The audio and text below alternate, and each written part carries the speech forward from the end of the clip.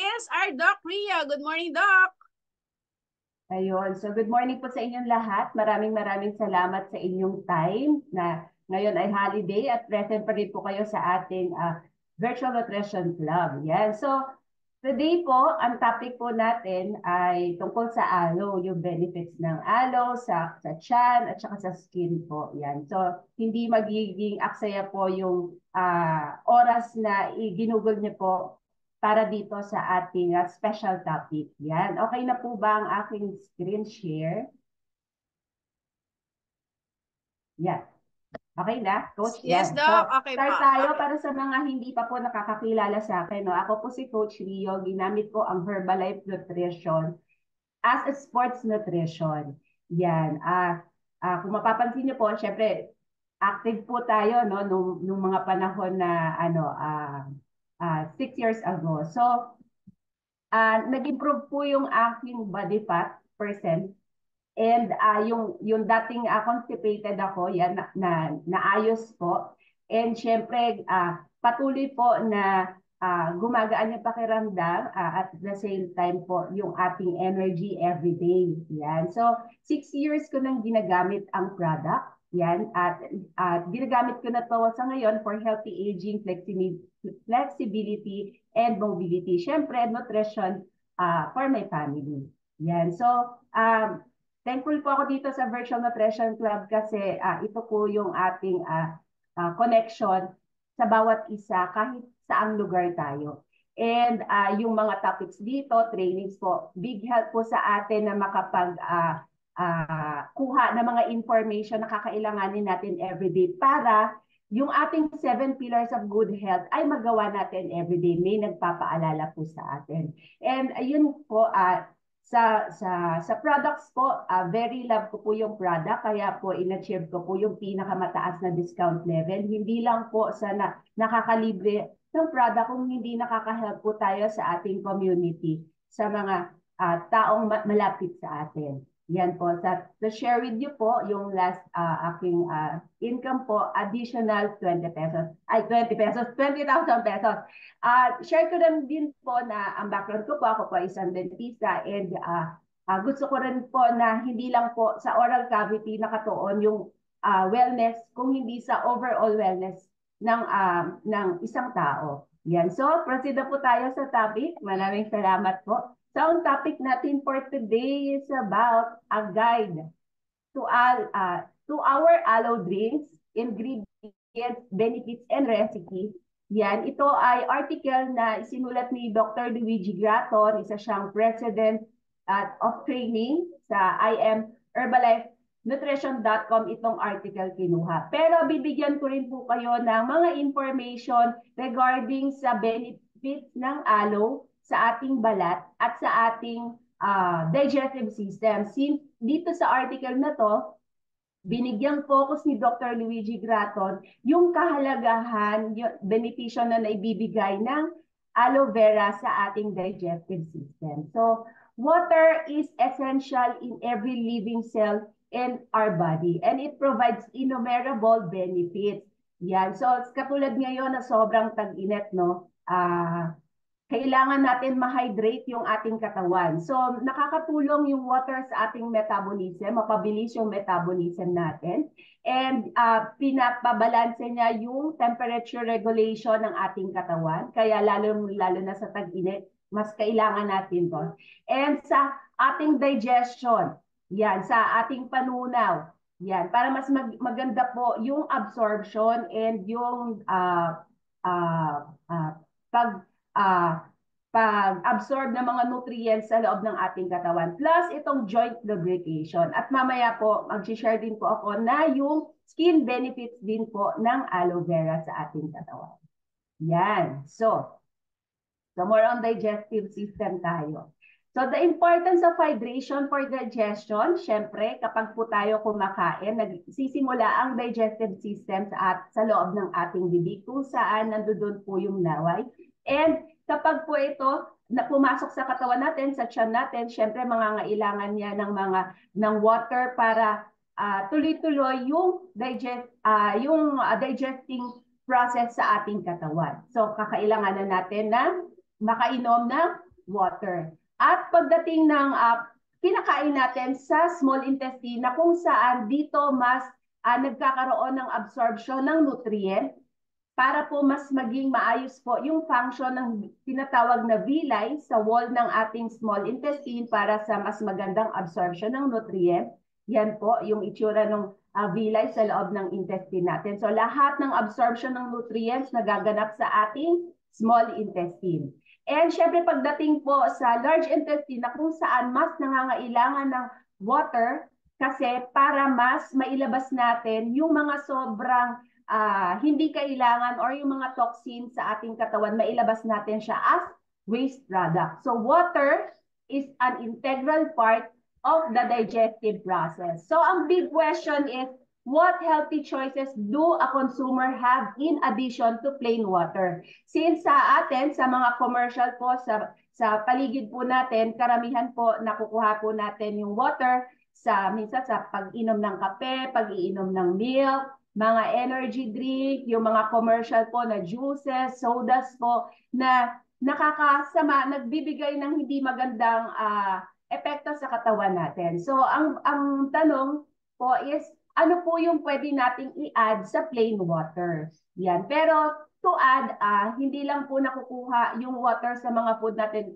Kung hindi, pwede rin po tayo mag-consume ng prutas at gulay kasi dun sa prutas at gulay, meron siya mga natural water na makakabuti sa ating katawan.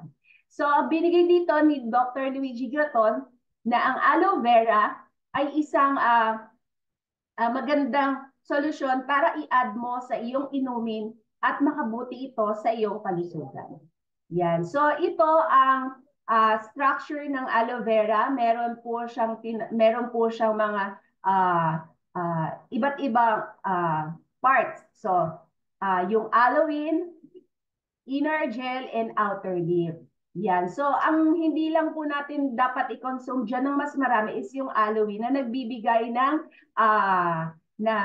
hindi maganda pakiramdam sa ating tiyan. Kasi si aloe kapag nasobrahan ka, pwede itong mag-cause ng dehydration. And syempre kapag ang katawan natin ay nade-dehydrate, nagkakaroon ito ng kidney problem. Yan. So, dito po sa picture na to, ipinakita yung masusing pagproseso kung paano nagkaroon tayo ng isang safe na extracted juice from aloe vera plant. Yan. At binigyan pansin dito na yung purification process na ginagawa, ang tawag ay decolorization, na kung saan gumamit ang sa proseso ng charcoal para po ma-extract yung magandang juice galing sa aloe vera. Yan. So aloe vera juice is rich source of antioxidant then which help fight free radicals. This lowers oxidative stress on your body and reduces the risk of chronic conditions such as diabetes, heart disease, or even cancer. At ang aloe vera plant po ay isang very excellent source of vitamin C, vitamin A, vitamin E, beta-carotene, folic acid, calcium, and magnesium. Kaya best po ito sa ating health at marami pong magandang epekto po ito sa ating kalusugan. Yan. So meron po tayong herbal aloe concentrate sa ating Herbalife Nutrition supplement. Yan. It promotes healthy digestion. It supports nutrient absorption. Yan. Mas na-enhance yung absorption ng nutrient sa katawan natin kapag ito po ay iniinom natin. So meron po tayong tatlong flavor. Meron po tayong original, meron po tayong mango flavor, and mandarin po. And it supports overall intestinal health. Bakit? Kasi si aloe vera, parang pinagagaling niya po yung mga maliliit na sugat sa loob ng tiyan natin, lalo na sa stomach natin or sa intestine natin. So, ito pong herbal aloe concentrate, meron din po siyang zero calories na kung ihahalo mo siya sa tubig, mas ma-enhance yung lasa ng water mo, mas mapapainom ka ng mas maraming water. Yan. So, ganito po yung proseso kung paano po ginagawa yung aloe vera juice natin, no? From field po, yan, kukunin yung mismong halaman, and then the process starts with washing and disinfecting of the leaves. So, hinuhugasan yan sa isang chemical na safe para mas matanggal po yung mga impurities, yung mga fertilizers, yan po, para mas malinis po siya. And then, tatanggalin yung gel sa loob yon, tatanggalin siya, then ito po yung tinatawag na decolorization na kung saan dinudurog po yung aloe gel para po matanggal po yung mga impurities.